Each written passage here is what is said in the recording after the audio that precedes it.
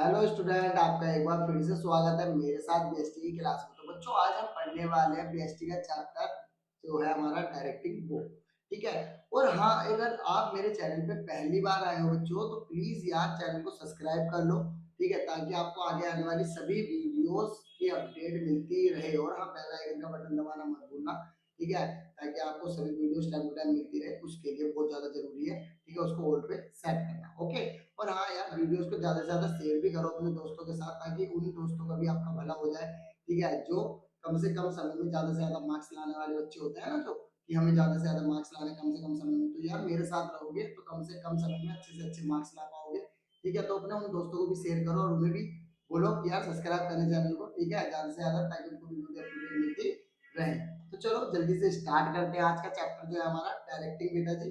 ठीक है, जैसे बेटा जी देखो, आप देख रहे हो स्क्रीन पे डायरेक्टिंग। ठीक है, तो डायरेक्टिंग हम सबसे पहले बेटा मीनिंग देखते हैं कि एक्चुअली मीनिंग क्या होता है। अगर मैं देखो एक सिंपल भाषा में बोलूं, तो डायरेक्टिंग बेटा जी क्या होता है, एक मैनेजमेंट फंक्शन होता है। मतलब ये भी एक मैनेजमेंट का ही फंक्शन होता है। ठीक है, जिसके अंदर एक मैनेजर क्या करता है, कुछ इंस्ट्रक्शंस देता है अपने सबऑर्डिनेट्स को। ठीक है, जो लोग उसके नीचे काम कर रहे हैं उनको उनको गाइडिंग करता है, उनको मोटिवेट करता है, उनकी सुपरवाइजिंग करता है। ठीक है, कुछ इस प्रकार से सारे काम करता है मैनेजर। ठीक है, अपने सबऑर्डिनेट को लेकर।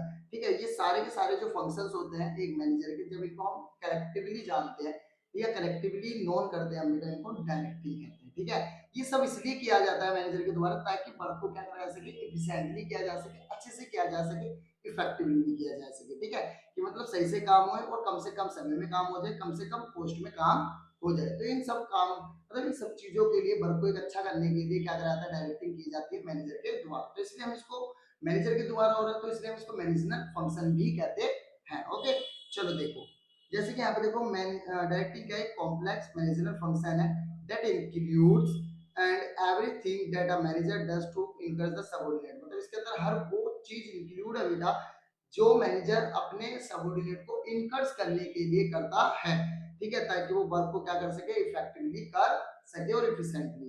जैसे कि इसमें इंस्ट्रक्शंस आते हैं सबसे पहले, फिर गाइडिंग आती है, फिर काउंसलिंग प्रोसेस आता है, फिर सुपरवाइजिंग प्रोसेस आता है, मोटिवेटिंग आता है, और लीडिंग, जो कि सबसे इंपॉर्टेंट है, लीडरशिप। लीडरशिप भी आती है इसके अंदर। ठीक है, कि एक मैनेजर क्या करे, अपने सबऑर्डिनेट्स को लीड करे, ताकि वो अच्छे से काम कर सके। तो ये है सिंपल सी एक डिफाइन डायरेक्टिंग की। ओके, चलो हम डायरेक्टिंग के फीचर्स की बात करते हैं। सबसे पहले अगर मैं फीचर्स की बात करूं, तो बेटा पहला फीचर है इनिशिएटेड एक्शन है। ठीक है, इनिशिएटेड एक्शन मतलब बेटा जैसे प्लानिंग तैयार की गई, मतलब प्लान कर लिया आपने तैयार पूरा। ठीक है, प्लानिंग हो चुकी है, सब कुछ हो चुका है, तो अब तुरंत क्या करना पड़ेगा, आपको डायरेक्टिंग करनी पड़ेगी। ठीक है, डायरेक्शन दिखानी पड़ेगी सबऑर्डिनेट्स को अपने, ताकि वो सही से उस काम को, उस प्री डिटरमाइंड ऑब्जेक्ट को क्या कर सके, अचीव कर सके। ओके, फिर उसके बाद बेटा इसका दूसरा फीचर है take place at every level. और सबसे इंपॉर्टेंट ये दूसरा फीचर इसका कि बेटा ये एवरी लेवल, चाहे कोई भी लेवल हो, चाहे टॉप लेवल हो, चाहे मिडिल लेवल हो, चाहे लोअर लेवल हो, तीनों ही लेवल पे क्या होता है, करा जाता है डायरेक्टिंग को। ओके, उसके बाद कॉन्टिन्यूस प्रोसेस है बेटा। ठीक है, कॉन्टिन्यूस प्रोसेस क्या मतलब, लगातार चलता रहेगा। ठीक है, ऐसा नहीं है कि एक पर्टिकुलर ऑब्जेक्ट के लिए डायरेक्टिंग की जाएगी, नहीं, डायरेक्टिंग ऑलवेज मैनेजमेंट के अंदर चलती ही रहेगी। मतलब मैनेजमेंट का सबसे मेन काम हो जाता है डायरेक्टिंग, कंटिन्यूअसली करना ही है इसको। ठीक है, और flow from top to bottom, और ये हमेशा ऊपर से नीचे की तरफ चलता है, मतलब सबसे टॉप वाले, ठीक है, फिर उसके बाद मिडल, फिर उसके बाद लोअर, इस तरीके से चलता है, और फिर लास्ट में वर्क फोर्स। ठीक है बेटा, तो इस तरीके से क्या चलता है हमारा, एक वर्टिकली तरीके से डायरेक्टिंग चलती है। ओके, देखो इंपॉर्टेंस क्या है बाबू इसकी, तो इंपॉर्टेंस में भी वही है, इनिशिएटेड एक्शन है सबसे पहले तो। उसके बाद इंडिकेट करता है एम्प्लॉइज के एफर्ट्स, मतलब जो भी सबऑर्डिनेट्स होते हैं या जो भी एम्प्लॉइज होते हैं, या जिसे हम वर्कफोर्स भी कहते हैं, ठीक है, फार्म की, उन सभी के जो भी एफर्ट्स होते हैं बेटा, उन सभी के एफर्ट्स को ये कलेक्टिवली इकट्ठा करता है एक साथ, और सभी के एफर्ट्स को इंटीग्रेट कर कर एक मेन ऑब्जेक्ट अचीव करने की कोशिश करता है। ठीक है, अब वो मेन ऑब्जेक्ट तो आपको पता ही है, फार्म का। ठीक है, जो ऑब्जेक्ट बनाया गया है, प्रीडिटरमाइन किया गया है प्लानिंग के अंदर, उसी ऑब्जेक्ट को अचीव करने के लिए। ओके, फिर यहाँ पे बेटा गाइड करता है एम्प्लॉयज को to realise their potential. Guide को एम्प्लॉय मतलब जो एम्प्लॉयज होते हैं, ठीक है, उनको गाइड किया जाता है बेटा, ताकि वो अपने पोटेंशियल को जान सके कि फ्यूचर में वो कितना ग्रो कर सकते हैं। ठीक है, और कितनी एबिलिटी है उनके पास। फिर उसके बाद facilitate the introduce the change, और कई बार इसमें क्या होता है कि अगर जरूरत पड़ती है चेंजेस लाने की, ठीक है, मतलब मैनेजमेंट के डायनेमिक फंक्शन होता है, आपको पता है मैनेजमेंट के, तो अगर मैनेजमेंट के अंदर कुछ चेंजेस लाने की जरूरत पड़ती है, तो उस टाइम पे उसको चेंजेस को भी इंट्रोड्यूस किया जाता है डायरेक्टिंग के थ्रू। फिर बैलेंस इन द ऑर्गेनाइजेशन, और ये मेन एक ये है इसकी इंपॉर्टेंस बेटा कि ये हमेशा ऑर्गेनाइजेशन में एक बैलेंस बना के रखता है। रीजन क्यों? क्योंकि मैनेजर क्या करता है, सभी अपने एम्प्लॉयज और सभी ऑर्डिनेट्स के साथ एक नॉर्मल एक तरीके से कहते हैं ना, एक अच्छा रिलेशन बना के रखता है, एक एज अ फ्रेंडली रिलेशन बना के रखता है, ठीक है, जिसमें चेंजेस लाना या फिर उसको बैलेंस बनाए रखना बहुत आसान होता है। रीजन क्यों? अगर मैनेजर एक फ्रेंडली तरीके से रहता है अपने एम्प्लॉयज के साथ, तो एम्प्लॉयज के मन में अगर कोई भी प्रॉब्लम होती है या कोई भी दुविधा होती है तो वो इजीली उसको बता पाते हैं, ठीक है, ताकि उसका सॉल्यूशन उनको इजीली मिल जाए। तो लड़ाई झगड़ा कुछ होता ही नहीं है, एकदम प्यार से काम चलता है, ठीक है। वहीं अगर बात करें बेटा डायरेक्टिंग के एलिमेंट्स, ठीक है, जिनके बारे में अभी हमें पढ़ना भी है डायरेक्टली। देखो डायरेक्टिंग का सबसे पहला जो एलिमेंट है बेटा वो है सुपरविजन, क्लियर, जिसे हम सुपरवाइजिंग भी कह सकते हैं। फिर हमारा मोटिवेशन होता है, देन फिर हमारा लीडरशिप होती है, ठीक है, और फिर लास्ट हमारा कम्युनिकेशन होता है। तो ये चार बड़े एलिमेंट्स होते हैं बेटा जी हमारे डायरेक्टिंग के। ओके, चलो अब आगे देखते हैं हम। सबसे पहले हम बात करेंगे बेटा सुपरविजन की, ठीक है। तो यहाँ पे देखो, यहाँ पे सुपरविजन के बारे में बात करेंगे हम। सुपरविजन के फीचर्स की बात, मीनिंग की बात करते हैं सबसे पहले। सुपरविजन होता है क्या? देखो, अगर बेटा मैं सुपरविजन की बात करूँ तो सुपरविजन क्या है? एलिमेंट है किसका? डायरेक्टिंग का। डायरेक्टिंग का एलिमेंट है। और प्लस में अगर मैं बात करूँ तो ये फंक्शन है परफॉर्म्ड बाय सुपरवाइजर। तो सुपरविजन क्या है बेटा? एक एलिमेंट है डायरेक्टिंग का, और प्लस में क्या है? ये एक सुपरवाइजर के द्वारा किए जाने वाला एक फंक्शन है, एक काम है, ठीक है, जो सुपरवाइजर क्या कर रहा है अपने वर्कफोर्स पे कर रहा है। जैसे कि ध्यान रखना कि हमारी वर्कफोर्स क्या काम कर रही है, क्या परफॉर्मेंस हो रही है उसकी, उन चीजों पे ध्यान रखना ही बेटा क्या कहलाता है? सुपरविजन कहलाता है। ओके, और ये सारा काम कौन करता है? सुपरवाइजर करता है, ठीक है। उसके बाद देखो बेटा, अगर मैं मीनिंग की बात करूं आगे, तो supervision as a element of directing, जैसे कि मैंने आपको बताया कि एक एलिमेंट होता है डायरेक्टिंग का। तो सुपरविजन के अंदर क्या होता है? Process of guiding the efforts of employees. यहाँ पे क्या कराता है? ये एक ऐसा प्रोसेस है बाबू जिसके अंदर एम्प्लॉयज को गाइड किया जाता है उनके एफर्ट्स को लेकर, and other resources to accomplish the desired object. और दूसरी जो रिसोर्सेज होती है, ठीक है, उनको भी क्या करा जाता है? एफर्ट्स, मतलब उनको भी कंबाइन किया जाता है, ताकि एक, ठीक है, प्री डिटरमाइंड ऑब्जेक्ट जो हमने प्लानिंग में तय किया वो अचीव कर सके, ओके, एम्प्लॉयज के एफर्ट से। तो ये दो बात समझ में आई आपको। आगे देखो, overseeing the people at work. और इसका एक काम ये है कि बेटा जो लोग काम कर रहे हैं फार्म के अंदर, जो वर्कफोर्स है वो सही से काम कर रही है या नहीं कर रही, उनके ऊपर ओवरसीइंग करना होता है, मतलब उनको देखावाली करना होता है कि वो सही से काम करें, इस तरीके से।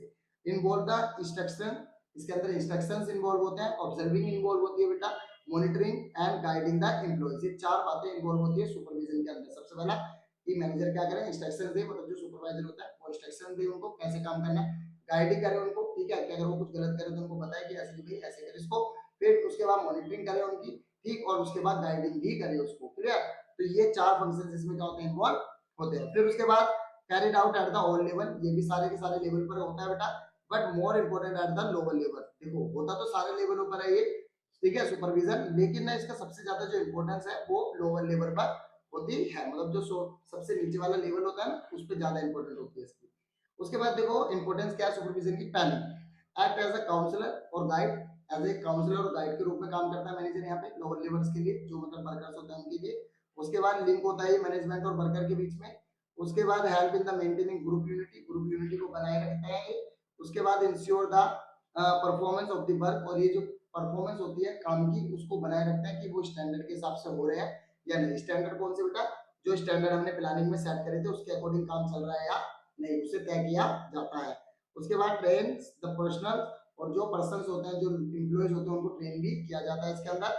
एंड सोर्स ऑफ मोटिवेशन, और ये मोटिवेशन की सोर्स होती है। एंड मोरल फॉर वर्कर, और वर्कर्स के लिए मोरल भी होता है। और गिव्स द फीडबैक, और इसमें फीडबैक भी मिलता है हमें। ओके, तो ये कुछ इंपॉर्टेंस होती है हमारी सुपरविजन की। चलो आगे देखते हैं कि डायरेक्टिंग और सुपरविजिंग में फर्क क्या है, दोनों में क्या डिफरेंस है। तो देखो डिफरेंस की अगर मैं बात करूं सबसे पहले मीनिंग के बेस पे, अगर मीनिंग के बेस पे मैं बात करूं बेटा, तो आपको पता है डायरेक्टिंग क्या करती है? टेल करती है, बताती है कि पीपल व्हाट टू डू, कि लोगों को क्या करना चाहिए, and seeing that they do, और वो क्या कर रहे हैं वो देखना चाहिए उनको, बेस्ट फॉर देयर एबिलिटी, और क्या है उनकी एबिलिटी के हिसाब से वो उन्हें पता होना चाहिए। डायरेक्टिंग ये कहती है। पर सुपरविजन का काम क्या बेटा? देखो सिंपल सा है, सुपरविजन करता है overseeing the people at work, ये ओवरसीइंग का काम कर रहा है कि लोग काम कैसे कर रहे हैं, ठीक है, अपने सबऑर्डिनेट्स पे ध्यान रखा जाता है इसमें, और उनको इंस्ट्रक्शंस दी जाएगी ताकि वो ऑप्टिमम यूटिलाइजेशन कर सके किसका? रिसोर्स का, ओके, ताकि रिसोर्स का अच्छे से क्या कर सके? यूटिलाइजेशन कर सके बेटा। उसके बाद अगर मैं स्कोप की बात करूं तो ये वाइडर स्कोप है बेटा हमारा डायरेक्टिंग जो है, क्योंकि सुपरविजन इसका ही एक पार्ट होता है इसलिए वाइडर है, जबकि सुपरविजन जो है वो सिर्फ एक एलिमेंट है किसका? आपके डायरेक्टिंग का। डन। उसके बाद लेवल्स क्या है? अगर मैं बात करूँ तो ये ऑल लेवल्स पे होता है मैनेजमेंट के, ठीक है। और यहाँ पे बात करूँ तो ये जो है आपका सुपरविजन, ये होता तो सभी लेवल पर है, पर एक्चुअल में ये लोअर लेवल पे सबसे ज्यादा इंपॉर्टेंट होता है। ओके, चलो अगर मैं अब आगे बात करूँ बेटा, फेस टू फेस इंस्ट्रक्शन क्या है इसके अंदर, तो can be done without face to face, directing बिना फेस टू फेस के भी हो सकती है, जरूरी नहीं फेस टू फेस होना पड़े, पर यहाँ पे बेटा फेस टू फेस इन्वॉल्व होना ही पड़ता है। तो सुपरवाइजर अपने वर्कर्स के साथ फेस टू फेस होगा तभी क्या हो पाएगा, काम हो पाता है, ठीक है। तो ये था पहला एलिमेंट डायरेक्टिंग का। चलो आगे बात करते हैं दूसरे एलिमेंट की, जिसका नाम है मोटिवेशन। ओके, तो अब हमारा मोटिवेशन जो दूसरा एलिमेंट है हमारे डायरेक्टिंग का, ये भी बहुत इंपॉर्टेंट है बेटा। देखो मीनिंग की बात करूं अगर, तो मोटिवेशन क्या है, इंसेंटिमेंट है या इंड्यूसमेंट है टू एक्ट, मतलब किसी बंदे को थोड़ा सा बढ़ावा देना कि काम कर भाई, ठीक है, ऐसा। और उसको मोटिवेट करना, मतलब मोटिवेट मतलब उसको अंदर से जताना कि भाई तू कर सकता है, इस तरीके से, ठीक है। And process of stimulating people to action, और यहाँ पे एक तरीके का प्रोसेस है जिसमें लोगों को क्या करा जाता है, स्टिमुलेट किया जाता है कि भाई काम कर सकता है तू कर, ठीक है। और तीन कीज होती है बेटा इसकी, पहली की, ठीक है, मोटिवेट, ठीक है, दूसरी की इसकी मोटिवेशन, तीसरी की इसकी मोटिवेटर्स, ये तीन बड़ी कीज होती है हमारी मोटिवेशन की। ओके, फीचर्स क्या होता है मोटिवेशन के हमारे, देखो पहला feature internal and personal features होता है, जिसमें हम किसी को भी अर्ज या डिजायर या ड्राइव कर सकते हैं उसके एप्रिसिएशंस को लेकर, मतलब इसमें हम इन्फ्लुएंस करते हैं किसी भी ह्यूमन बिहेवियर को। फिर दूसरा हमारा प्रोड्यूस गोल डायरेक्टेड बिहेवियर होता है, गोल डायरेक्टेड मींस किसी भी पर्टिकुलर गोल को लेकर कराता है इसके अंदर बात, जैसे कि मान लो गोल क्या हो सकता है बेटा, प्रमोशन, किसी भी एक एम्प्लॉय को मैंने बोल दिया कि तुझे मैं प्रमोशन दूंगा भाई, तू ये काम कर, ठीक है, तुम्हें प्रमोशन मिल सकता है ऐसे, तो वो मोटिवेट होगा उस चीज को लेकर। और कैन बी पॉजिटिव और नेगेटिव, ये बेटा पॉजिटिव भी हो सकता है नेगेटिव, जैसे कि पॉजिटिव क्या, कि रिवॉर्ड मिल सकते हैं उसको मोटिवेशन के उसमें, और नेगेटिव ये कि पनिशमेंट भी मिल सकती है। And is a complex process, और ये काफी कॉम्प्लेक्स प्रोसेस होता है क्योंकि इसके अंदर बेटा हेट्रोजीनियस चीजें इन्वॉल्व होती है, जैसे कि एक्सपेक्टेशन आपकी, ठीक, या फिर आपके परसेप्शन या आपके रिएक्शंस, ठीक है, ये कभी भी यूनिफॉर्म नहीं होते, इसलिए हम इसको कह सकते हैं कि बहुत कॉम्प्लेक्स प्रोसेस होता है। ओके, इसकी तीन कीज देखो, सबसे पहले मोटिव, मोटिव क्या होता है, इनर स्टेट होता है ये हमारा, ठीक है। मोटिव मतलब एक ऐसा इनर स्टेट जो हमें अंदर से एनर्जाइज करेगा, मतलब एनर्जी प्रोड्यूस करेगा काम करने के लिए। मोटिवेशन में क्या होगा, ये पूरा एक प्रोसेस होगा बेटा जो स्टिमुलेट करेगा, ठीक है, किसी भी पर्सन को एक्शन लेने के लिए। और मोटिवेटर्स कौन होता है, ये टेक्निक्स होती हैं, ठीक है, जिसके मदद से हम क्या करते हैं, किसी भी पर्सन को मोटिवेट करते हैं, जैसे कि लाइक पे, बोनस, प्रमोशंस एंड रिकॉग्निशन, मतलब उसकी पहचान। तो यहाँ पे मोटिवेशन प्रोसेस क्या होता है, देखो मोटिवेशन प्रोसेस में अनसेटिस्फाइड नीड्स, फिर उसके बाद टेंशन ड्राइव होती है, फिर सर्च बिहेवियर होता है, उसके बाद satisfaction of need and reduction of tension.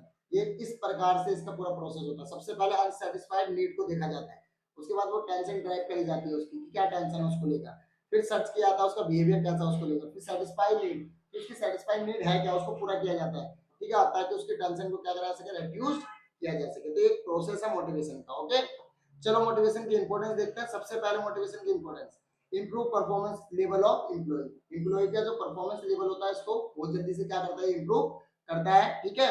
उसके बाद change in negative and attitude to positive, और ये नेगेटिव एटीट्यूड को पॉजिटिव एटीट्यूड में क्या करता है, चेंज करता है। कि जैसे मान लो वो बंदा भी ये सोच रहा है कि मैं नहीं कर सकता या नहीं करना चाहता, लेकिन मोटिवेट मिलते ही उसको क्या लगेगा कि नहीं मैं करूंगा, ठीक है, मुझे ये चीज मिलेगी, तो वो पॉजिटिव में कन्वर्ट हो जाता है।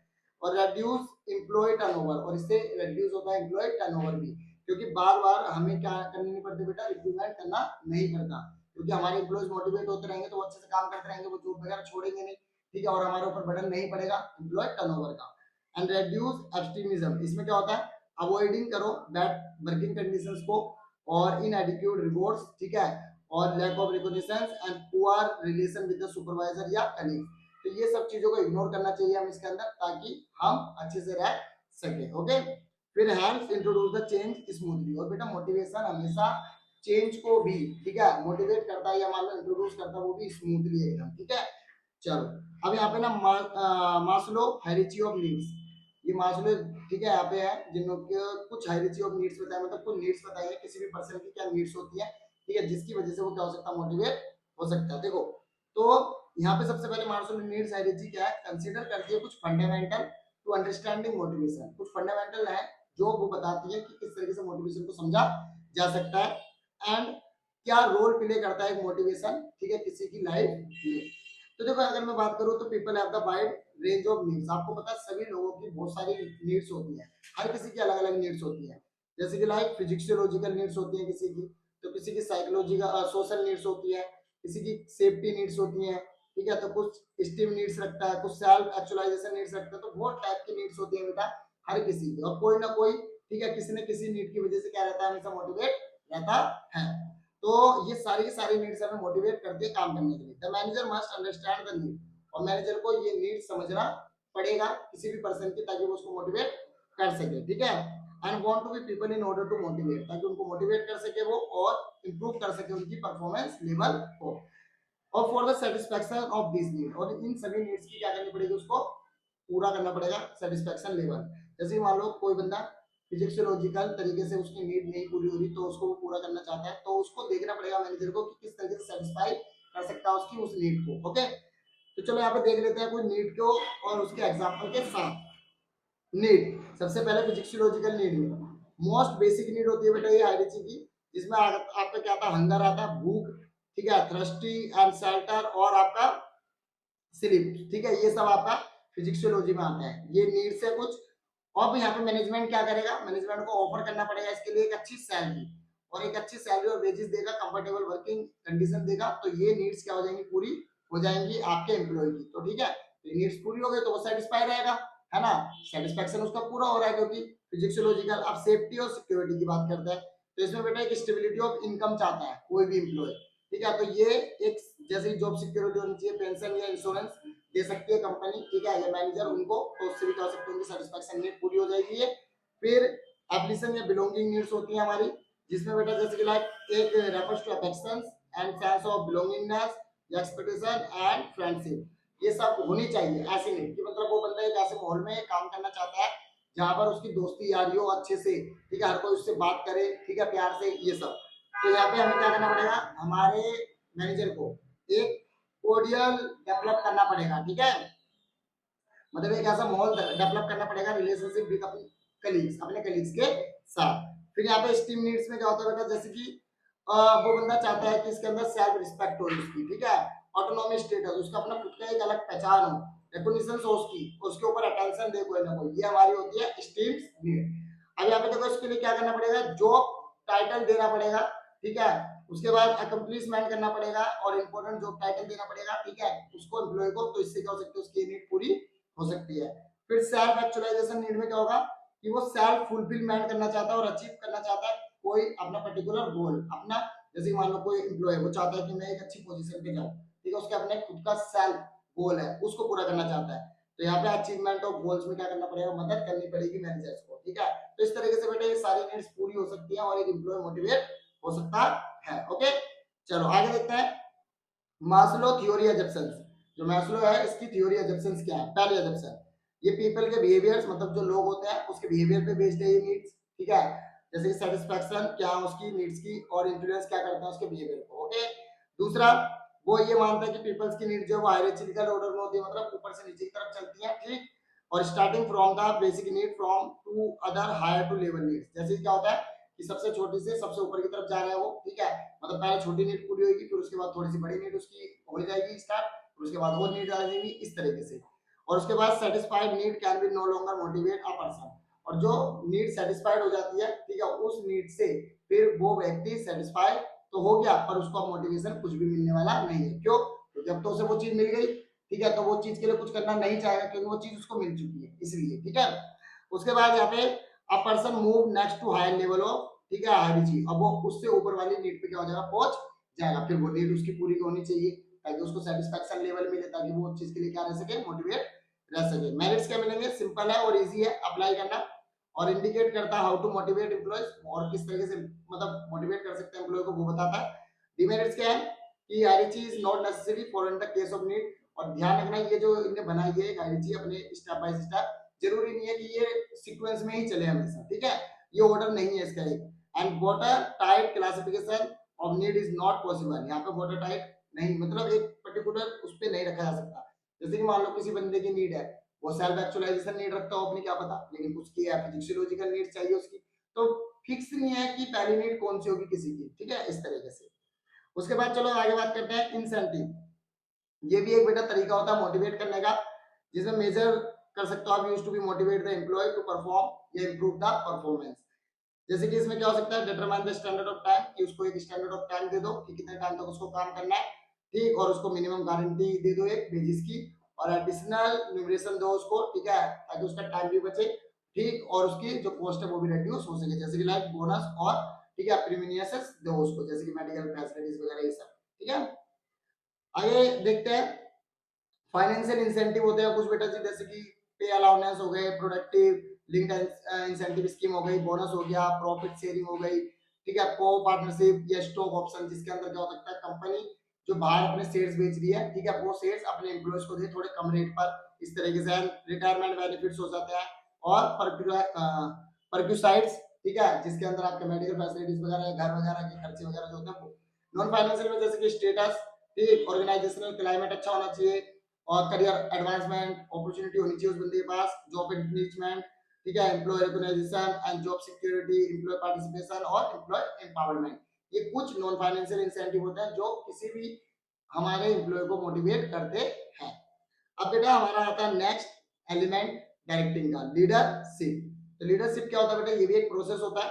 देखो, leadership a process of influencing the behaviour of other people. इसके अंदर क्या होता है कि एक पर्सन दूसरे पर्सन के बिहेवियर को क्या करता है, इन्फ्लुएंस करता है, to work willingly toward the achievement of specific goal, कि एक स्पेसिफिक गोल को लेकर, ठीक है, वो क्या कर सके, अचीव कर सके, और उसके बिहेवियर को इस तरीके से क्या करता है, वो मोटिवेट करता है, मतलब इन्फ्लुएंस करता है, and goal in the given situation, और एक गिवन सिचुएशन होती है, ठीक है, उसके अंदर लीडरशिप की इंपॉर्टेंस देखो, सबसे पहले मेक्स पीपल कंट्रीब्यूट पॉजिटिवली, लोगों का जो कंट्रीब्यूशन होता है वो पॉजिटिवली होता है फिर इसकी मदद से, और क्रिएट करता है एक कोहेसिव वर्क एनवायरनमेंट, मतलब एक अच्छा एनवायरनमेंट वहां पे क्या करेगा, क्रिएट करेगा, जिसमें सभी लोगों को प्रोवाइड होगा कॉन्फिडेंस, सपोर्ट, ठीक है, और इंकरेजमेंट, इंट्रोड्यूस करेगा चेंजेस एंड हैंडल्स कॉन्फ्लिक्ट्स, कोई भी कॉन्फ्लिक्ट्स वगैरह अगर एम्प्लॉइज में हो रहा है तो उसको सही करेगा, एंड ट्रेन सबऑर्डिनेट्स, और अपने सबऑर्डिनेट्स को इसमें क्या कराया जाता है, ट्रेन किया जाता है, सिखाया जाता है कि कैसे काम करना है। ओके, ये इंपॉर्टेंस थी। अब यहाँ पे देखो इसके फीचर्स क्या लीडरशिप के, अगर मैं फीचर्स की बात करूं तो सबसे पहले एक एबिलिटी होती है ये, ठीक है, इन्फ्लुएंस करने की दूसरों को। दूसरा, try to be bring about the change, इसमें चेंज लाने की कोशिश की जाती है किसी दूसरे के बिहेवियर में। और इंडिकेट होता है ये इंटरपर्सनल रिलेशन, मतलब आप आसपास रहोगे तभी ये काम कर सकते हो। And exercise to achieve the common goal, और ये इसलिए किया जाता है ताकि कॉमन गोल को अचीव किया जा सके। एंड कॉन्टिन्यूस प्रोसेस होता है ये भी, ठीक है। और यहाँ पे एक अच्छे लीडर की क्या पहचान होती है, क्वालिटी, सबसे पहले फिजिकली फीचर्स अच्छे, ठीक है, जैसे कि उसकी पर्सनालिटी, अपीयरेंस, हेल्थ और एंड्योरेंस काफी अच्छी होनी चाहिए, नॉलेज अच्छी होनी चाहिए उसकी, इंटीग्रिटी अच्छी होनी चाहिए, जैसे कि वो एक अच्छा रोल मॉडल होना चाहिए दूसरों के लिए, और इनिशिएटिव होना चाहिए, काफी जल्दी ग्रैब करे अपॉर्चुनिटी को, मतलब कम्युनिकेशन अच्छी होनी चाहिए उसकी, मोटिवेशन स्किल्स अच्छी होनी चाहिए, सेल्फ कॉन्फिडेंस अच्छा होना चाहिए, और डेसिवनेस, मतलब फार्म जो होता है, ठीक है, should be firm, not change opinion frequently, जल्दी जल्दी अपना ओपिनियन चेंज ना करे, वो ऐसा होना चाहिए। सोशल स्किल्स होनी चाहिए उसके पास, जैसे कि फ्रेंडली और मेंटेन गुड रिलेशन, ठीक है, विद द अदर्स। ओके, ये गुड लीडर की एक पहचान होती है।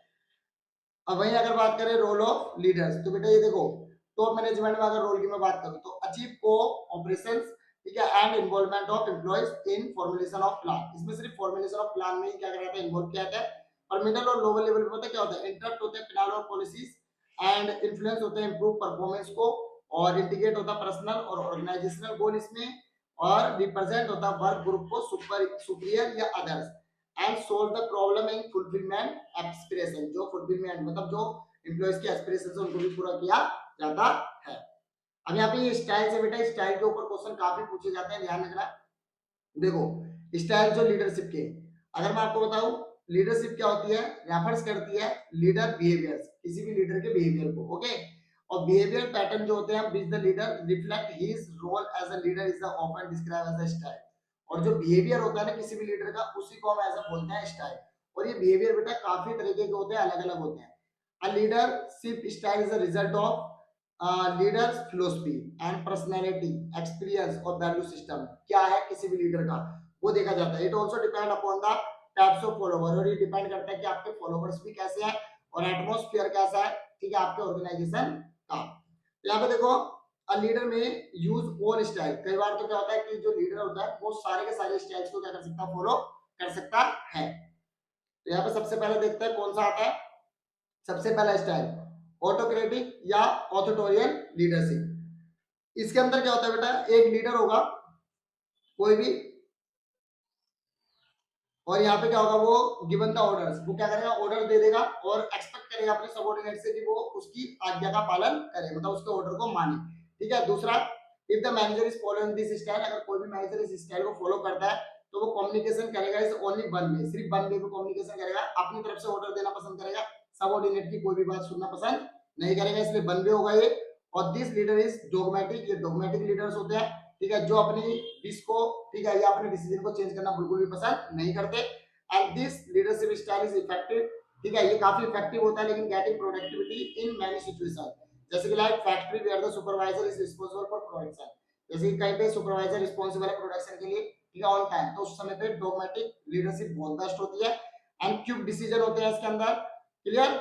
और जैसे कि यहाँ पे देखो मिस्टर उल्लास है, सीईओ है मान लो एक एग्जांपल के तौर पे, तो उसने आई क्रिएट इंडिया एक अपनी कंपनी क्रिएट करी है मान लो, उसका सीईओ है ये, और फिर यहाँ पे क्या हुआ, उसने अपने जितने भी स्टाफ है उन सबको क्या दे दिया, एक ऑर्डर दे दिया काम करने का, तो ये क्या हुआ, एक डोगमेटिक हुआ, मतलब उन्हें ऑर्डर दे दिया भाई मानो, ठीक है, इस तरीके से। तो यहाँ पे आप जैसे फिगर देख सकते हो, यहाँ पे ए जो है बेटा देखो लीडर है, और बी और डी और सी जो है ये आपके सबऑर्डिनेट है, और ए से इनको क्या मिल रहा है, ऑर्डर मिल रहा है, ठीक है, और वन साइड वन वे जा रहा है, देखो क्लियर, इस तरीके से।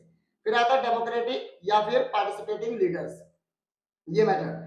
सबसे पहले इसमें क्या होता है, इस स्टाइल में बेटा म्यूचुअल बेनिफिट्स होते हैं, मतलब सारे के सारे मिलजुल कर काम करते हैं इसके अंदर, और subordinate to become the part, और जो सबऑर्डिनेट्स होते हैं ना वो पार्ट होते हैं डिसीजन मेकिंग के, अपने लीडर के साथ, अपने लीडर की क्या करता है, हेल्प करता है डिसीजन लेने में। उसके बाद डेमोक्रेटिक लीडर जो होता है बेटा हमेशा अपने प्लान्स और अपने डिसीजन को कंसल्ट करता है अपने सबऑर्डिनेट के साथ, और ही विल बी इनकरेज, और वो हमेशा इनकरेज करता है कि उसके सबऑर्डिनेट्स पार्टिसिपेट करें उसके डिसीजन मेकिंग में। और this kind of leadership style is more common, और ये सबसे ज्यादा कॉमन है आज के समय में डेमोक्रेटिक आपकी, ओके।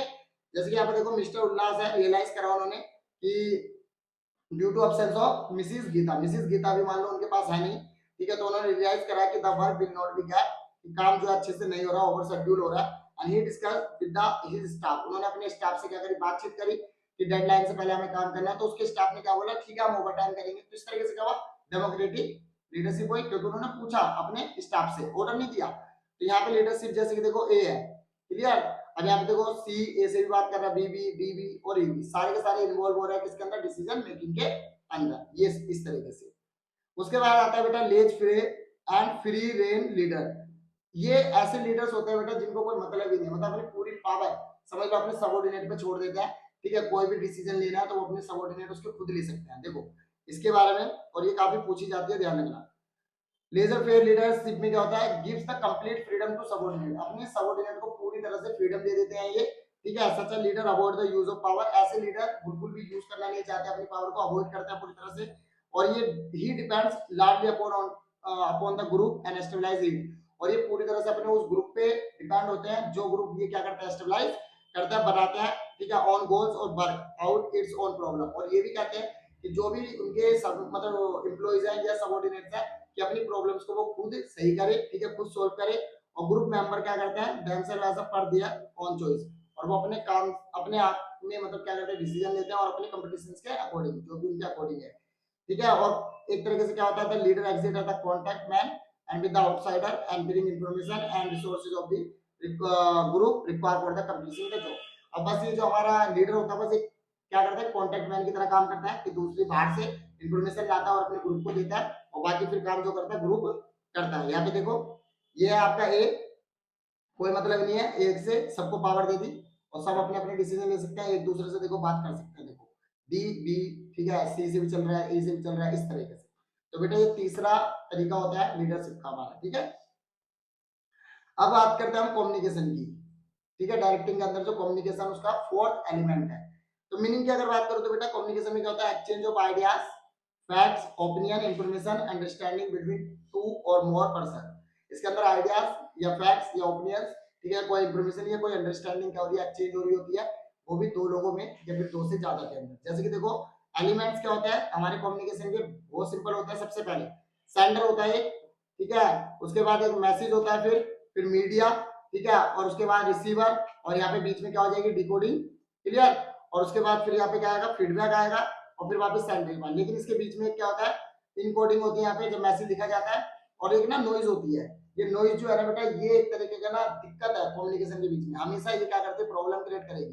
जैसे मान लो कोई दो बंदे बात कर रहे हैं आपस में, ठीक है, तो क्या हुआ, कोई नॉइज होने लगी, शोर होने लगा, तो उससे क्या होगा कि डिस्टर्बेंस क्रिएट हो जाएगा, और इससे क्या होगा, इंटरप्शंस क्रिएट हो जाएंगी। क्या पता जो इन्फॉर्मेशन वो बंदा देना चाहता है वो दे तो सही रहा है, पर सुनने वाले में क्या हो जाए, थोड़ी सी दिक्कत हो जाए, वो सही से सुन ना पा रहा हो शोर की वजह से, है ना, और इस वजह से काफी कंफ्यूजन क्रिएट हो सकती है, या मान लो अंडरस्टैंडिंग लेवल ही खराब हो जाए, या फैक्ट्स जो बोला गया वो उसको पता ही नहीं चला सही से, उसने आगे जाके कुछ और बोल दिया, इससे क्या हो सकता है, बहुत ज्यादा दिक्कत हो जाती है। तो ये नॉइज जो है ना, एक बहुत बड़ी प्रॉब्लम है, ठीक है, किसी भी कम्युनिकेशन के बीच में। डन। तो ये बेटा हमारे एलिमेंट्स थे कम्युनिकेशन प्रोसेस के।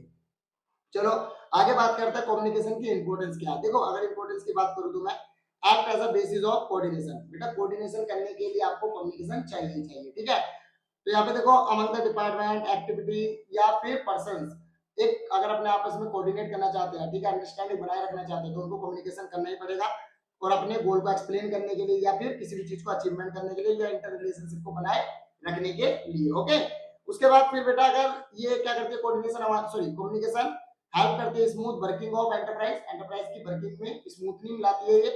उसके बाद act as a basis of decision making, decision making में भी मदद करती है, ठीक है, क्योंकि जो इंफॉर्मेशन होती है प्रोवाइड की जाती है एकदम रिलेवेंट तरीके से।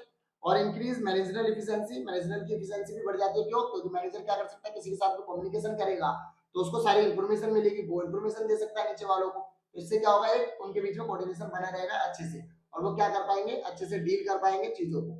उसके बाद प्रमोट होता है बेटा इससे हमारा कॉर्पोरेशन और इंडस्ट्रियल पीस, ठीक है, मतलब इंडस्ट्रियल पीस मतलब एक शांति आती है पूरे के पूरे ऑर्गेनाइजेशन में, और साथ में प्रमोट होता है कॉर्पोरेशन सभी लोगों में। आप प्यार से किसी से बात करोगे तो ऑब्वियसली बात है ना, वो भी आपसे प्यार से बात करेगा, तो कॉर्पोरेशन हुआ, एक साथ मिलकर काम कर पाओगे, फिर उस वजह से आप एस्टेबलाइज इफेक्टिव लीडरशिप, और इससे एक अच्छी लीडरशिप भी होती है, क्योंकि अगर आपका अच्छा गुड कम्युनिकेशन स्किल्स है तो आप एक अच्छी लीडरशिप भी एस्टेबलाइज कर सकते हो। उसके बाद boost moral and provide motivation, और आप साथ में बेटा अपने एम्प्लॉइज या अपने सबऑर्डिनेट को मोरल कर सकते हो, और साथ में मोटिवेट भी कर सकते हो इसकी मदद से। क्लियर। अब बात करते हैं हम फॉर्मल और इनफॉर्मल कम्युनिकेशन की। देखो फॉर्मल और इनफॉर्मल कम्युनिकेशन क्या होता है। सबसे पहले हम फॉर्मल की बात करते हैं। फॉर्मल ऑफिशियल कम्युनिकेशन होगा बेटा ये, और ये एक चैन में चलता है। उसके बाद it concern with the official matter, ये हमेशा ऑफिशियल मैटर पे ही चलता है, ठीक है, ऑफिशियल मैटर होगा कोई तो ही हम कम्युनिकेशन करेंगे फॉर्मल। मे बी राइट और ओरल, ये राइट मतलब लिखा हुआ, या फिर ओरल भी हो सकता है। और डायरेक्शंस क्या है इसकी बेटा, वर्टिकल होती है ये, ठीक है, जैसे कि डाउनवर्ड, डाउनवर्ड मतलब सुपीरियर से उसके नीचे वालों की तरफ, ठीक है, जैसे टॉप लेवल से आपके लोअर लेवल। और एक अपवर्ड भी होता है कि सबऑर्डिनेट से ऊपर की तरफ, ठीक है, मतलब लोअर लेवल से टॉप लेवल तक, इस तरह की कम्युनिकेशन होती है वर्टिकली। और हॉरिजॉन्टल कम्युनिकेशन भी होती है बच्चों, जैसे कि इसमें क्या होता है कि ना, शेड्यूल ऑफ प्रोडक्टिव डिलीवरी और प्रोडक्टिव डिजाइन, ये सब मान लो एक बराबर है, तो सब इस तरीके से बराबर लेवल पर जब कभी भी, ठीक है, कम्युनिकेशन होती है तो वो हॉरिजॉन्टल कम्युनिकेशन होती है। ओके। और ये पॉपुलर कम्युनिकेशन नेटवर्क है, इसमें देखो कुछ जैसे कि single chain, bill, circular and free flow और इन्वर्टेड। तो बेटा ये कुछ आपके पॉपुलर कम्युनिकेशन चैन है, ठीक है, जो काफी ज्यादा फेमस है, मतलब नेटवर्क है आपके ये, वो भी फॉर्मल के अंदर। इनफॉर्मल में देखो, इनफॉर्मल में क्या होता है, take place outside the official channel, ये हमेशा outside the official channel means official channel से बाहर जाके होता है, मतलब ऑर्गेनाइजेशन से बाहर जब आप जाके किसी से भी बातचीत कर रहे हो तो वो आपकी इनफॉर्मल कम्युनिकेशन होती है। उसके बाद मे बी वर्क, ये कई बार वर्क से रिलेटेड हो भी सकती है, और कई बार ये अदर मैटर्स पे भी रिलेटेड हो सकती है। Okay. And arises out the social interaction, ये हमेशा सोशल इंटरेक्शंस को अराइज करके बढ़ाती है। एंड ग्रेप बाइंग, जैसे कि भाई ओरिजिन और डायरेक्शन जो होता है, flow is not easily. Grapevine का मतलब बेटा कि आप इसके अंदर डायरेक्शंस को डिसाइड नहीं कर सकते कि ये डायरेक्शन में कहां चल रहे हैं, अपवर्ड या डाउनवर्ड, ठीक है, या हॉरिजॉन्टल, पता ही नहीं चलेगा इसमें। Okay. And cut across the scalar chain, क्योंकि स्केलर चैन के अंदर भी कट ऑफ हो जाता है इसमें। उसके बाद spread rumour in the possible, ठीक है, इसमें रूमर्स फैलना बहुत ज्यादा ही पॉसिबल है। रूमर्स मतलब अफवाह फैली जा सकती है, ये फैलाई जा सकती है इसके अंदर। उसके बाद टाइप्स क्या होता है, सिंगल स्ट्रैंड गॉसिप्स, चुगलियां करते हैं, जैसे कि सबसे ज्यादा इंपॉर्टेंट लड़कियां करती हैं गॉसिप्स, एक दूसरे से चुगलियां करती है, लाइक वो। एंड प्रॉफिटेबिलिटी नेटवर्क है, और क्लस्टर्स, और भीड़ में भी आप इसको कर सकते हो। ओके। अब देखो यहाँ पे एडवांटेज क्या फॉर्मूले के, सबसे पहले बेटा सिस्टमैटिक है, ठीक है। उसके बाद source can be easily located, कहां से इंफॉर्मेशन आ रही है वो आप बहुत इजीली लोकेट कर सकते हो। सपोर्ट टू अथॉरिटी, अथॉरिटी को सपोर्ट मिलता है इससे। Responsibility can be easily fixed, किस बंदे ने इंफॉर्मेशन दी उस पर आप फिक्स कर सकते हो कि भाई तेने दिया ये इंफॉर्मेशन तो ये गलत दी है सही, तो उस पर रिस्पांसिबिलिटी फिक्स हो सकती है। कंट्रोल इज फैसिलिटेट, कंट्रोल कर सकते हो। और कोऑर्डिनेशन हो सकता है। मैनेज इज नॉट, ठीक है, यूजुअली डिस्टॉर्ट, और जो मैसेज है वो खराब नहीं किया जा सकता या डिकोड नहीं किया जा सकता बीच में, ठीक है। उसके बाद देखो एडवांटेज इनफॉर्मल के, सोशल सेटिस्फैक्शन के लिए बहुत बेस्ट है। Connect member not officially related, जो बंदे आपसे ऑफिशियली रिलेटेड नहीं है उनके साथ कनेक्ट होने के लिए बेस्ट है ये भी। और relate to matter not communicated through the official channel, और इसको ऑफिशियल चैनल से करने की जरूरत नहीं पड़ती आपको, ठीक है। उसके बाद एडवांटेज ऑफ इनफॉर्मल, ठीक है, कम्युनिकेशन यही जो है, और भी है इसकी, जैसे fills gaps in the formal structure, formal structure के गैप को भरती है ये। फास्ट होती है काफी, और employees reactions can be ascertain, इसके अंदर रिएक्शंस को देखा जा सकता है एम्प्लॉइज की। इंप्रूव लेबर मैनेजमेंट रिलेशनशिप, और मैनेजमेंट की जो रिलेशनशिप होती है उसको भी क्या कर पाता है ये, अच्छा कर पाते हैं, क्लियर। डिसएडवांटेजेस क्या है बेटा, देखो स्लो है बहुत ज्यादा, आपके फॉर्मल इम्पर्सनल है क्योंकि ऑफिशियली हो रहा है सब कुछ, और accurate information may not be transmit, जरूरी नहीं है कि एक्यूरेट ट्रांसफर मतलब एक्यूरेट इंफॉर्मेशन ही ट्रांसपोर्ट की जा सके आगे। इसके डिसएडवांटेज क्या है, सबसे पहले मैसेज को डिस्टॉर्ट, मतलब मैसेज के साथ कुछ छेड़छाड़ हो सकती है, और रूमर बिल्कुल हो सकती है, अनसिस्टमैटिक है बिल्कुल है। कॉन्फिडेंशियल इंफॉर्मेशन में लीक, बिल्कुल लीक आउट हो सकती है, कोई कॉन्फिडेंशियल मतलब कोई रहस्य वाली बात है तो वो किसी को भी पता चल सकती है। और not easy to fix responsibility, और इसमें आप रिस्पांसिबिलिटी को फिक्स नहीं कर सकते, ओके। अब यहाँ पे हम बात करते हैं बेटा बैरियर्स क्या हमारे कम्युनिकेटिंग या कम्युनिकेशन के बीच में। सबसे पहले सिस्टमैटिक बैरियर्स है हमारे कुछ, ठीक है। अब देखो सिस्टमैटिक बैरियर्स क्या होते हैं, sometime language of the sender में भी वेरी टेक्निकल और इनकम्प्रेहेंसिबल, कई बार होता है ना कि सेंडर ने मैसेज जो भेजा बड़ा अजीबोगरीब मैसेज भेजा, उसकी भाषा ही समझ नहीं आ रही कि क्या है भाई क्या नहीं है, टेक्निकली और काफी ज्यादा बेकार मतलब, and to the receiver, receiver को, ओके। तो यहाँ पे मोर ओवर द वर्ड्स जैसे कि शब्द या फिर मान लो सेंटेंस अंडरस्टैंड नहीं कर पा रहा दूसरा बंदा जो रिसीवर है, ठीक है, different organisation depending on their understanding level, क्योंकि उसके अंडरस्टैंडिंग लेवल के हिसाब से नहीं बनाया गया वो मैसेज इस वजह से। तो इसमें जैसे कि लाइक बैडली एक्सप्रेस कर रखा आपने मैसेज, ठीक है, या फॉल्टी ट्रांसलेशन कर दिया आपने, और अनक्लियर फाइल एजप्शंस हो गई, टेक्निकल जोगर, और उसके बाद फिर बॉडी लैंग्वेज और गैजेट्स आपके बहुत ज्यादा बेकार है इस तरीके से, या डिकोडिंग आपके गैजेट्स मान लो अच्छे हैं लेकिन बंदा सामने वाला अच्छे से उसको डिकोड नहीं कर पा रहा इस तरीके से, तो ये सिस्टमैटिक बैरियर्स होते हैं। फिर बेटा आपके कुछ साइकोलॉजिकल बैरियर्स हैं, जैसे कि देखो the state of mind both of the sender और रिसीवर, यहाँ पे स्टेट ऑफ माइंड दिया जाता है रिसीवर का भी और सेंडर का, ये काफी ज्यादा इफेक्ट करते हैं हमारे कम्युनिकेशन को। हाउ इज इट, कैसे, देखो वरीड पर्सन है कोई, may not be aware communicate properly, आपको पता है कोई चिंतित पर्सन है, कोई बहुत ज्यादा चिंता में घूम रहा है, फालतू की टेंशन लेके घूम रहा है मान लो एकदम, ठीक है, या मान लो सच में उसको कोई टेंशन है, जब हम उससे कम्युनिकेट कर रहे हैं तो वो हमसे बात तो कर रहा है पर एक्चुअल में क्या हो रहा है कि हमारी बात सुन भी नहीं रहा वो ढंग से पूरी, और पहले से पहले अपना डिसीजन निकाल रहा है सुनने से पहले, ठीक है, मतलब बात भी पूरी नहीं करने दी और पहले अपना उसका डिसीजन निकलना शुरू हो गया इस तरीके से, जैसे कि प्रीमेच्योर एवोल्यूशन, मतलब बंदे ने पूरी बात नहीं सुनी डिसीजन दे दिया। उसके बाद लैक ऑफ अटेंशन, बंदे का ध्यान ही नहीं था, ठीक है, मतलब बात हमसे कर रहा ध्यान कहीं और था उसका। और loss of transmission and poor retention, और कई बार क्या होता है पुअर ट्रांसमिशन होता है, सही से मतलब हम बताते ही नहीं है कुछ उसको, ठीक है, या मान लो नॉइज जैसी कोई प्रॉब्लम मतलब शोर शराबा हो गया उसमें हम डिस्कस कर रहे हैं पर हमें समझ ही नहीं आ रहा कुछ इस तरीके से, तो ये कुछ हमारे साइकोलॉजिकल बैरियर्स हो सकते हैं। फिर डिस्ट्रस्ट या ऑर्गेनाइजेशनल बैरियर हम जिसे कहते हैं, फैक्टर्स होते हैं बेटा रिलेटेड टू ऑर्गेनाइजेशन स्ट्रक्चर, ये हमारे जो ऑर्गेनाइजेशनल स्ट्रक्चर होता है उससे रिलेट करता है, रेगुलेशन और रूल से, और जो अथॉरिटी रिलेशनशिप होती है उससे। और में कोज भी बैरियर, ये भी बैरियर बन सकते हैं, जैसे कि लाइक ऑर्गेनाइजेशनल पॉलिसीज पहला, फिर रूल एंड रेगुलेशन आपके ऑर्गेनाइजेशन के, फिर स्टेटस आपका, ठीक है, कई बार होता है ना कि छोटा जो पर्सन होता है वो बताना चाह रहा अपने बड़े को, पर बड़ा वाला जो है वो सुनना ही नहीं चाह रहा, जैसे मैनेजर वो सबऑर्डिनेट कुछ बताना चाहता वो सुनने ही नहीं चाह रहा स्टेटस की वजह से कि मैं क्यों सुनूं इसकी, है ना, ऐसे कॉम्प्लेक्सिबिलिटी होती है ऑर्गेनाइजेशन स्ट्रक्चर में, आपको पता ही है जैसे कि ऑफिशियली होता है सब कुछ ऑर्गेनाइजेशनल फैसिलिटीज। उसके बाद एक होता है बेटा पर्सनल बैरियर, देखो पर्सनल फैक्टर्स बोथ सेंडर और रिसीवर में भी एक्सक्रेट द इन्फ्लुएंस, इसमें क्या होता है पर्सनल में सेंडर और रिसीवर दोनों ही क्या करेंगे इन्फ्लुएंस करेंगे कम्युनिकेशन को, and some of the personal barriers है जैसे कि लाइक जैसे fear of challenge to authority, जैसे कि वो अथॉरिटी को चैलेंज ही नहीं कर सकते उनको डर लग रहा है। उसके बाद लैक ऑफ कॉन्फिडेंस, उनके अंदर कॉन्फिडेंस ही नहीं है अपने सबऑर्डिनेट मतलब बात करने की, ठीक है, एंड अनविलिंगनेस कम्युनिकेट करना ही नहीं चाहते, और लैक ऑफ प्रॉपर इंसेंटिव, ठीक है, या कुछ स्टेप लेने की मतलब उनको पसंद ही नहीं है, प्रॉपर इंसेंटिव नहीं है उनके पास कुछ भी। अब इंप्रूव कैसे कर सकते हो बस, इंप्रूव करने का सिंपल तरीका है, clear five the ideas and before communication, भाई अपने पहले आइडियाज को क्लियर कर लो, उसके बाद कम्युनिकेट करो, है ना। दूसरा कम्युनिकेट करो अकॉर्डिंग टू नीड्स, जो नीड है रिसीवर की उसके अकॉर्डिंग बात करो, मतलब उससे फालतू बात मत करो कुछ भी। और कंसल्ट करो, ठीक है, कम्युनिकेट करने से पहले कुछ कंसल्ट कर लो किसी के साथ। एंड बी अवेयर लैंग्वेज और टूल्स और कंटेंट ऑफ मैसेज से आप अवेयर रहो, और convey the thing help and value listener, और आप वही बातें करो जो लिसनर को पसंद हो आपके। और इंश्योर प्रॉपर फीडबैक, और ये भी इंश्योर करो कि प्रॉपर फीडबैक उधर से मिल रहा है या नहीं मिल रहा आपको। Communicate for present as well as future, present और फ्यूचर की दोनों बात करो। Follow up the communication and be good listener, और आपको खुद को भी एक अच्छा लिसनर होना पड़ेगा। इस तरीके से आप क्या कर सकते हो, कम्युनिकेशन को अच्छा कर सकते हो, इंप्रूव कर सकते हो। ओके, तो बेटा ये आपका चैप्टर हो गया फिनिश, ठीक है। तो ये डायरेक्टिंग चैप्टर जो था आपका पूरी तरह से कंप्लीट हो चुका है अब, ठीक। और अगर आपको कोई भी डाउट आता है चैप्टर में बेटा तो कमेंट करके बता देना, ताकि मैं उस डाउट को क्लियर कर सकूं, ठीक है। और तब तक के लिए आपको बाय, मिलेंगे नेक्स्ट चैप्टर में। तो सब्सक्राइब कर लेना, ठीक है। चलो मिलते हैं।